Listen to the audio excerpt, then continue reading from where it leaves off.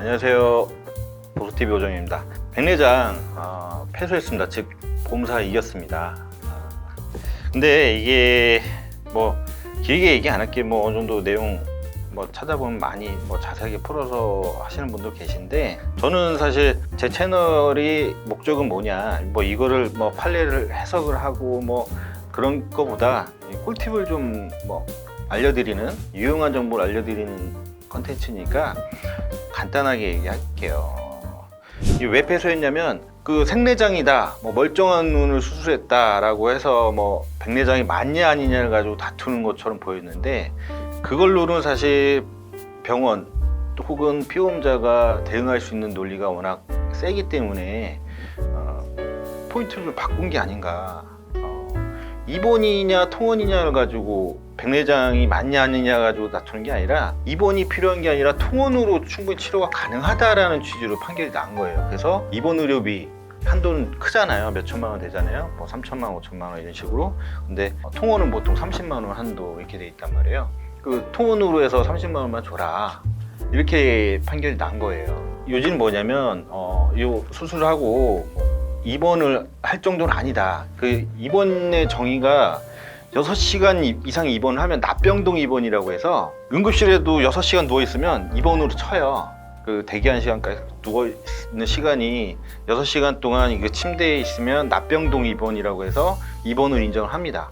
근데 판결 난 거 보면 수술은 15분에서 길게는 1시간 정도 이제 소요가 되고, 침대에 잠깐 한두 시간, 두세 시간 정도만 관찰하다가 갈 수 있지 않느냐 집에. 그러면 통원으로 할 수 있는 거지, 이거는 입원이 아니다라는 판결이에요. 근데 이제 눈이 있다 보니까, 물론 이 다초점 렌즈라든지 삽입술을 하게 되면 금방 시력이 돌아오고 해서 바로 일상생활이 가능해서 전철 타고 버스 타고 자가용 타고 갈 수 있다라고 이제 본 것 같은데, 근데 이게 눈이다 보니까 분명히 안압이 높아질 수도 있고, 수술 후에 관찰을 해야 된단 말이에요. 바로 집에 갈 수 있는 사람은 사실 많지 않고, 그 눈이란 중요한 기관을 좀 관찰을 해야 된단 말이에요, 병원에서. 근데 그 시간을 수술까지 다 해서 6시간이 안 걸리는 진단명이고 수술이기 때문에 통원으로 줘야 된다라는 논리예요. 이거는 보험사가 참 머리를 잘 쓴 거라고 저는 봐요. 요즘 보험사들이 약관이 없는 내부 규정을 만들어서 갑자기 내부 규정을 못 준다 이런 식으로 하고 있는 게 너무 많아요.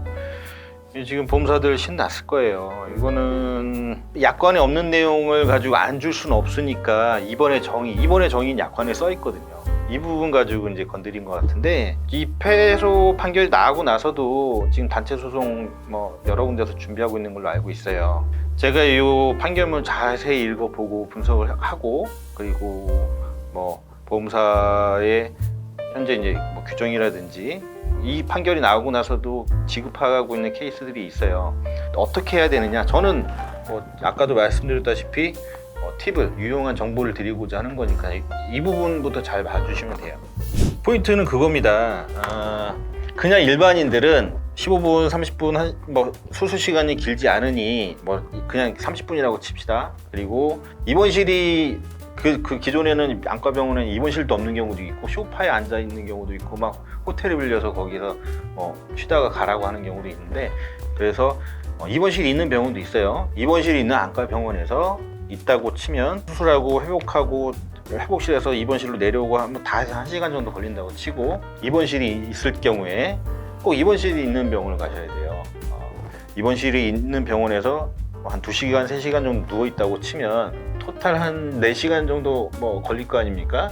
그러면 한 2시간이 모자라잖아요. 아까 말씀드린 그 6시간, 납병동 입원해서 2시간이 모자란단 말이에요. 그럴 때 이런 경우에는 이제 보험사는 이제 죽어도 안 줄 거예요.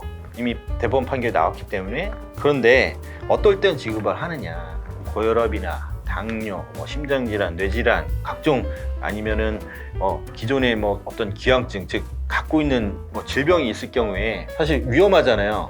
그리고 아니면 수술 후에 안압이 상승한다든지 시력이 안 돌아온다든지 어떤 그런 합리적인 계속 병원에서 경과관찰을 해야 되는 의사의 감독하에 계속 이제 상태를 봐야 되는 상황. 특히 이제 뭐 고혈압 당뇨 있으신 분들은 뭐 아무래도 합병증이라든지 어떤 문제가 생길 가능성이 있기 때문에 바로 집에 갔다가 이상이 생기면 큰일 나거든요.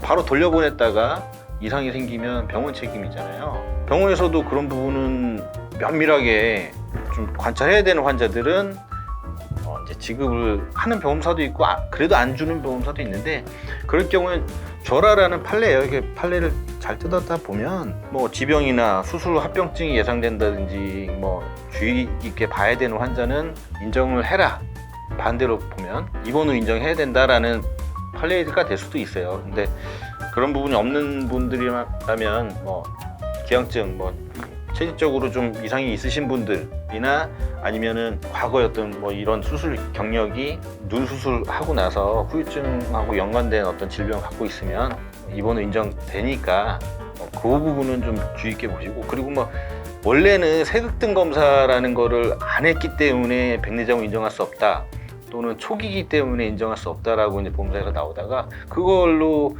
세극등 검사 다 하고 있거든요, 요즘 병원에서. 그러니까 보험사에서는 안 줄 게 없으니까 이제 입원으로 이제 방향을 튼 것 같은데, 이 부분도 뭐 판결문을 잘 뜯어다 보면 파해법은 분명히 있다. 그 부분은 알고 계셨으면 좋겠어요. 뭐 이 영상은 안과병원이든 아니면은 눈이 좀 백내장기가 있으신 분들, 초기에 있으신 분들은 잘 보셨다가 병원이랑 잘 협의하셔서, 무조건 안 주는 건 아닌데 웬만하면 이제 안 주려고 할 거예요. 그러니까 좀 안타깝습니다. 이게 좀 많이 화나는 부분인데, 이거 말고도 사실 엄청 화가 날 수 있는 뭐 말도 안 되는 내부 규정을 새로 신설해서, 그건 약관이 아닌데도 불구하고 계속해서 지금 안 주고 있는, 즉 돈이 많이 나가는 질병 같은 경우는 안 주는 경우도 있어요. 좀 이따 뭐 다음에 소개해드릴 영상에서도 그런 게 하나 있으니까 또 그것도 추가로 촬영하겠습니다. 정리하자면 폐소를 했고 그 중에서도 뭐 받을 수 있는 방법은 있는데 이제 보편적으로 받기엔 좀 어려워졌다. 통원이 불가능한 상황이 없는 한, 그러니까 통원이 불가능한 상황일 경우에만 의료비를 실비를 지급하겠다라는 거니까, 제가 이제 파해법을 조회수가 좀 나오면 다시 한번 설명하도록 하겠습니다. 네, 오늘 여기까지였고요. 다음에 다시 또 다른 아이템으로 찾아뵙겠습니다. 감사합니다.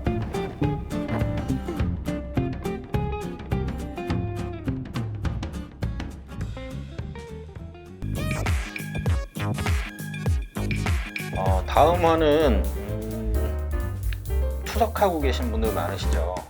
생각보다 놓치는 보험금, 숨은 보험금이 좀 있어서 투석하신 분들한테는 정말 도움이 되실 만한 정보니까 꼭 봐주시기 바라겠습니다. 감사합니다. 궁금하신 점 있거나 댓글 달아주시면